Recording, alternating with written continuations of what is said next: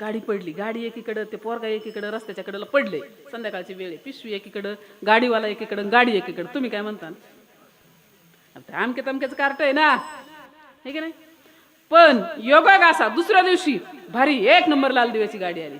पुढं 5-10 गाड्या आहेत, मागं 5-10 गाड्या आहेत आणि मध्ये लाल दिव्याची गाडी. तुम्ही काय म्हणता? काय कोणाचा पोरगा आहे हो? काय कोणाचा पोरगा आहे?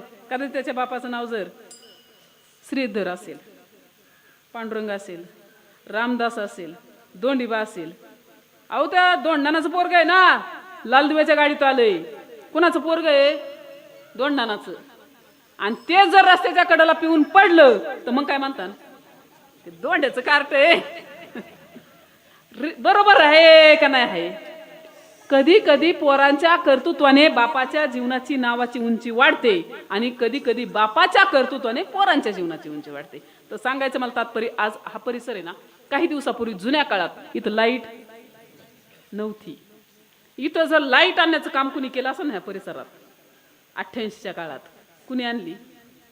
कार्यकर्त्यांना भेटून भेटून येडं घालून घालून सगळ्यात सिंहाचा वाटा अण्णांचा होता. होता का नव्हता? अण्णांचा होता. आता सांगायला किती बरं वाटतं, अण्णांसारखा माणूस पडला त्या टायमिंगला. आपला परिसर सुजलम सुफलम व्हावा, लखलखाट व्हावा, अनेक कामं व्हावीत, अनेक विकास व्हावा, ही कार्यकर्त्यांची किंवा त्यांची तळमळ होती. फक्त माझीच गाडी, माझीच बायको, माझीच माडीन, माझ्याच बायकोची गोल गोल साडी, ही धारणा आपली आहे, पण त्यांची नव्हती. सांगायला बरं वाटतं आणि ऐकायला बरं वाटतं. म्हणून आदर्श व्रत, बापाच्या पोटी आदर्श व्रत लेकरं जन्माला येतात. मग आपल्या पोटी चांगली पोरं जन्माला यावीत, त्यासाठी आपली कुस पवित्र लागते. आईची बापाचं बीज शुद्ध लागतं, तेव्हा सात्विक कन्या आणि सात्विक पुत्र जन्माला येतात. सात्विक कन्या आणि सात्विक पुत्र काय असे तराजूवर खरेदी करता येतात काय? बंडल देऊन हे घ्या 5-25 लाख रुपये द्या भारी पोरग, नाही हो, तसं नाही जमत. त्यासाठी आईला संस्कार लागतात, बाबांना संस्कार लागतात, आईची कूस पवित्र लागते, बापाचं बीज शुद्ध लागतं, तेव्हा भारी पोरं जन्माला येतात. म्हणून सांगायचं तात्पर्य, हे काम करता करता देवाला आवडेल अशी भक्ती करा आणि जाता जाता कर्म सुंदर करा. कारण कर्माच्या बाबतीत वशिला बिशीला काही चालत नाही. टेबलाच्या खालून द्या, वरून द्या, ह्याला फोन त्याला फोन, ह्याची सही त्याची सही, हे कुठं चालतं? इथं ना आमचं एखादं काम रखडलं, केलं वरच्या माणसाला फोन, यस म्हणले, झालं आपलं काम. पण तिथं चालतं का? तिथं तुम्ही कुणी बी असू द्यात, तिथं वशिला बिशीला चालत नाही. मला सांगा, तुमच्या गावात एखाद्या माणूस आहे, जा आयुष्यभर त्याने फॉर्च्युनरच्या खाली पाऊल टाकला नाही, आयुष्यभर फॉर्च्युनरच्या खाली पाऊल टाकला नाही, असा जर व्यक्ती गेलाच तर त्याला जाताना फॉर्च्युनर मध्ये नेतात का? हा नाही. ज्यांनी जिंदगीभर 1 नंबर स्टारचा कपडा वापरला त्याला जाताना स्टार आहे का? हरक म्हणजे हरक. ज्याने आयुष्यभर डॅनलपच्या गादीच्या खाली पाऊल टाकलं त्याला जाताना डॅनलपची गादी आहे का? बांबू, सरमड, सुतुळी, हरकचं कापड आणि 5-10 रुपयाचा गुलाल. जागता कोणच्या धुंदीत? एकूण राऊंड फिगर बिल झालं 540. कुणाचं? करोडपतीचं. तेच. आणि रस्त्याच्या कडेला भिक्षुक मागून खाणाऱ्याचं सुद्धा तेच. त्याच्यासाठी वेगळी जागा आहे आणि ह्याच्यासाठी वेगळी जागा आहे, असं आहे का? एखाद्याने 5 कोटीचा बंगला बांधला, पण असं कधी ऐकलं का त्याला शेवटी बंगल्यावर जाळलाय? हा, अजिबात नाही. जागा सुद्धा त्याची शेड बंगल्याच्या ना जिन्याखाली होती. शेवटी बंगल्याच्या पाठीमागे शेड होतं. सांगायचं तात्पर्य, पोरांना भारी संस्कार लावा आणि कर्म सुंदर करा. चुकीचं कर्म केलं तर देवाचा देव सुद्धा आपल्याला वाचवू शकत नाही. महाभारतातलं 5च मिनिटात सोपं उदाहरण सांगते, भजन करा. विठ्ठल विठ्ठल विठ्ठल सोपं उदाहरण सांगते. कौरव आणि पांडव कोण होते? भाऊ भाऊ होते, हो की नाही? ते काय असं भारत पाकिस्तान असं युद्ध नव्हतं. अमेरिका आणि युक्रेन आणि रशिया असं आता चालू आहे असं होतं का? कौरव पांडव हे भाऊ भाऊ होते, बावकी होती, त्यांचा वाद लागला. स्वतः भगवान श्रीकृष्ण पांडवांच्या बाजूने समझोता करण्यासाठी गेले कौरवांच्याकडं. बाबा, निम्म राज्य रीतीने त्यांचं आहे, निम्म तुमचं आहे, त्यांना देऊन टाका. द्यायला पाहिजे होतं का नव्हतं कौरवांनी? धर्मराजा, 5ही पांडव आणि भगवान श्रीकृष्ण गेले. 100 पोरांचा बाप सिंहासनावरती बसलेला होता. कोण? धृतराष्ट्र. 100 पोरं बाप होत, 100 पोरं होती त्याला, 100. सम्राट होता, सम्राट. 100 पोरांचा बाप सम्राट म्हणजे सरपंच नव्ह, सम्राट होता. सिंहासनावरती बसला होता आणि स्वतः भगवंत परमात्मा गेले. 5 पांडव त्यांच्या सोबत होते. निम्म राज्य त्यांचं त्यांना देऊन टाका आणि निम्म तुमचं तुम्हाला घ्या. दुर्योधन म्हणला जमणार नाही. अरे म्हणलं नाही जमत, मग 4 गाव तरी दे, थोडी माणुसकीच्या नात्याने. झालं बाबा कमीपणा घेतला, जाऊ दे 4-10 गाव तरी दे. दुर्योधन म्हणला 4-10 गावाचं काय घेऊन बसला, सुईच्या टोकाव माती बसेल एवढं सुद्धा देणार नाही म्हणला का नाही म्हणला. मग हे सगळं वृत्तांत डोळ्याने दिसत नव्हता पण कानाने ऐकत होता का नाही कोण, हा होता का नाही तिथं ऐकत होता का. एक आवाज टाकला असता नाही, एक ताकद नव्हती दुर्योधनाची शब्द बोलायची ताकद, पण गप्प बसलंय. दृष्टीने आंधळ होतं आणि बुद्धीने बी आंधळ होतं, काही बोललं नाही. पांडवांच्या वरती अन्याय होताना ऐकलं पाहिलं पण तोंडावर शब्द काढला नाही, माघारी गेले. सुईच्या टोकावर माती बसेल एवढं सुद्धा देणार नाही असं एखादा म्हणलं आपली वस्तू आहे, आपली आहे, हक्काची आहे, नाही दिली आपण बांधून घेतो का नाही घेतो.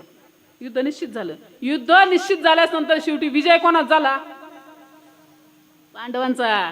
सत्याची बाजू पांडवांचा विजय झाला आणि पांडवांचा विजय झाल्याच्या नंतर यांचे 100ची 100 मारले. कोणाचे, सगळे मारले 100ची 100. दोघच नवरा बायको राहिले, धृतराष्ट्र आणि त्यांची बायको दोघच राहिले. दोघं राहिल्यास नंतर ते पांडवांचे चुलतान चुलती होती, त्याला आमचे नव्हते. चला बाबा आपला चुलता आहे, आपली चुलते वृद्ध काळात शेवटच्या काळात ते आपल्याकडे घेऊन आले.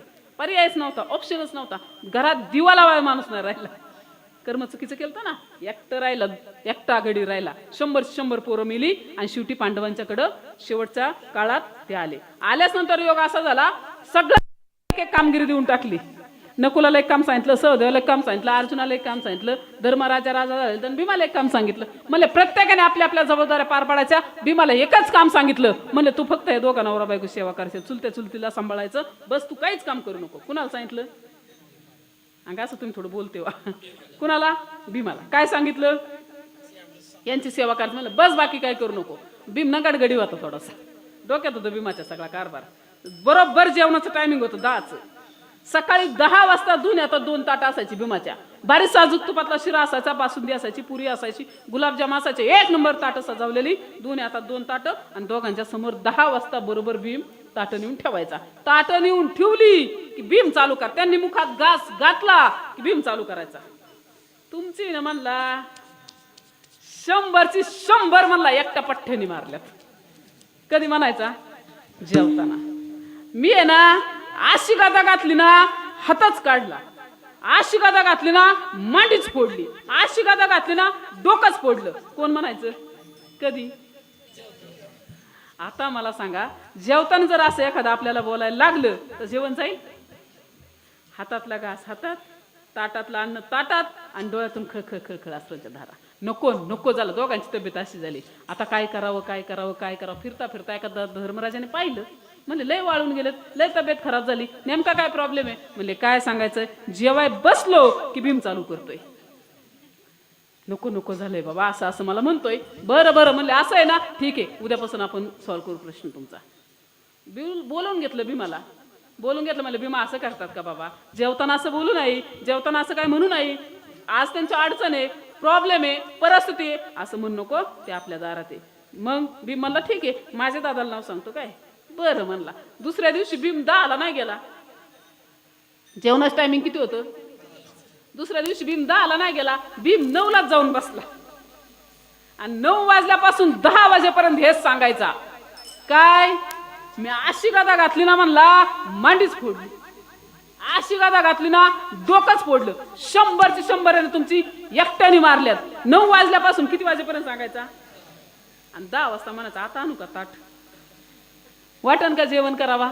वैतागून शेवटी राजवाडा सोडला, नगरी सोडली. दोघं नवरा बायको वनात गेले आणि तिकडे जाऊन राहू लागले. पण योग असा झाला, ज्या वनात राहायला गेले का, ज्या वनात गेले त्या वनाला आग लागली, जळून दोघांची राग झाली. एवढ्या अस्थी सुद्धा सापडले नाहीत की एखाद्या गंगेत विसर्जित कराव्यात. कोणाच्या, धृतराष्ट्राच्या आणि त्यांच्या बायकोच्या अस्थी सुद्धा सापडले नाहीत. का, कर्म तेरा अच्छा हो तो किस्मत तेरी दासी आणि नियत तेरी अच्छे हो तो घर में मथुरा काशी. करनी करे फिर क्यों डरे, करनी करके पछतावे, बीज लगावे बाबुल के तो आम कहां से पावे.